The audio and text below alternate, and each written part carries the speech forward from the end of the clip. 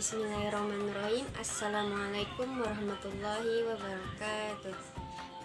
Perkenalkan, nama saya Diah Amalia dari Prodi PGMI 4. Di sini saya akan menjawab pertanyaan UAS untuk mata kuliah pengembangan kurikulum dan analisis kurikulum, dibimbing oleh dosen pengampu Bapak Saleh MPD. Di sini ada pertanyaannya,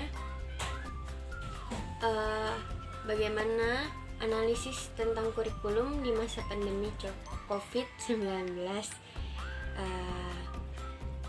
Apa masalah-masalah yang terjadi tentang kurikulum di masa pandemi COVID-19 ini? Yang telah kita ketahui bahwa kurikulum 2013 itu sendiri sudah direvisi sedemikian rupa sehingga menjadi kurikulum yang bagus untuk anak-anak di negeri ini.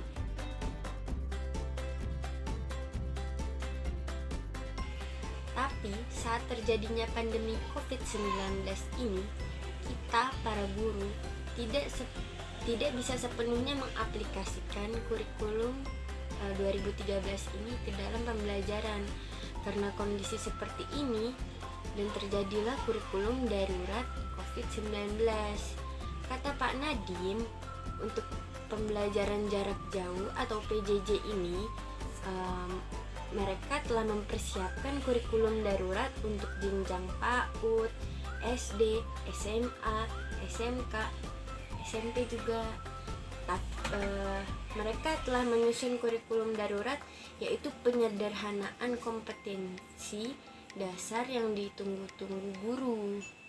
Beliau juga menyampaikan hal tersebut dalam konferensi pers digelar secara daring pada Jumat tanggal 7 bulan 8. Dikutip dari laman kemendikbud.go.id, Pak Nadiem mengatakan hal ini untuk memberikan fleksibilitas bagi sekolah untuk memilih kurikulum yang sesuai dengan kebutuhan pembelajaran siswa satuan pendidikan pada kondisi khusus dalam pelaksanaan pembelajaran. Penyederhanaan kurikulum melakukan penyederhanaan kurikulum secara mandiri sekolah masing-masing. Semua jenjang pendidikan pada kondisi khusus dapat memiliki 3 opsi kurikulum. Kata Pak Nadiem seperti itu. Kurikulum darurat dalam kondisi khusus akan disiapkan oleh Kemendikbud, merupakan penyederhanaan dari kurikulum nasional. Pada kurikulum tersebut dilakukan yang pertama, pengurangan kompetensi dasar untuk setiap mata pelajaran sehingga guru dan siswa dapat berfokus pada kompetensi esensial dan kompetensi prasyarat untuk kelanjutan pembelajaran di tingkat selanjutnya. Yang kedua, akan terdapat modul untuk murid PAUD dan SD. Bagi murid di jenjang PAUD dan SD, Kemendikbud juga menyediakan modul-modul pembelajaran yang diharapkan dapat membantu proses belajar dari rumah dengan mencakup uraian pembelajaran berbasis aktivitas untuk guru, orang tua, dan peserta didik. Untuk modul belajar PAUD dilaksanakan dengan prinsip bermain adalah belajar. Proses pembelajaran terjadi saat bermain serta melakukan kegiatan sehari-hari. Jadi dalam proses ini untuk PAUD tidak difokuskan untuk pembelajaran secara langsung, tapi sambil bermain atau sambil melakukan kegiatan rumah seperti itu. Untuk jenjang pendidikan SD, modul belajar mencakup rencana pembelajaran yang mudah dilakukan secara mandiri oleh pendamping baik orang tua maupun wali. Modul tersebut diharapkan akan mempermudah guru untuk memfasilitasi dan memantau pembelajaran siswa di rumah dan membantu orang tua dalam mendapatkan tips dan strategi dalam mendampingi anak belajar dari rumah. Yang ketiga, untuk membantu siswa yang terdampak pandemi dan berpotensi tertinggal pembelajaran, Pak Nadiem menghimbau guru perlu melakukan asesmen diagnosis, yaitu pengukuran dalam konseling yang akan dilakukan di semua kelas secara berkala untuk mendiagnosis kondisi kognitif dan non-kognitif siswa sebagai dampak pembelajaran jarak jauh atau PJJ.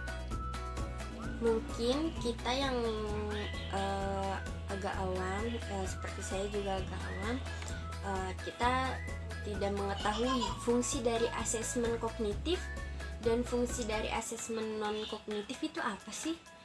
Saya akan menerangkan di sini. Fungsi dari asesmen kognitif ditunjukkan untuk menguji kemampuan dan pencapaian pembelajaran siswa. Jadi nanti hasil asesmen digunakan sebagai dasar pemilihan strategi pembelajaran dan pemberian remedial atau pembelajaran tambahan untuk peserta didik yang paling tertinggal.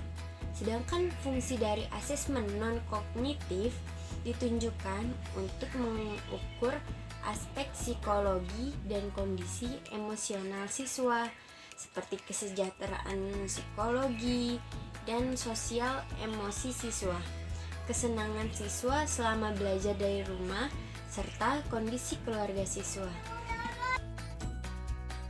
Dan dari kurikulum darurat COVID-19, beban kerja guru akan berkurang.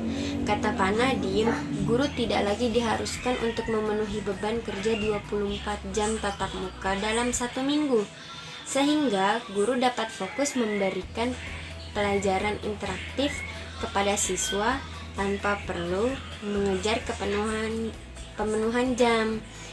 Karena saya juga merasakan saat terjadinya belajar online, walaupun saya hanya guru mengaji tapi saat online yang harusnya kalau offline saya mengajar 2 jam dalam 1 hari, tapi saat online saya harus standby dari pagi sampai malam. Pak Nadiem juga berharap kerja sama dengan semua pihak, termasuk orang tua. Diharapkan dapat aktif berpartisipasi dalam kegiatan proses belajar mengajar di rumah. Guru dapat terus meningkatkan kapasitas untuk melakukan pembelajaran interaktif, dan sekolah dapat memfasilitasi kegiatan belajar mengajar dengan metode yang paling cepat. Jadi alhamdulillah Pak Nadiem dan kawan-kawannya sudah mempersiapkan kurikulum darurat untuk masa pandemi ini. Jadi guru-guru tidak perlu 24 jam untuk melayani murid-murid dan seakan-akan tidak ada liburnya. Sekian jawaban dari saya. Assalamualaikum warahmatullahi wabarakatuh.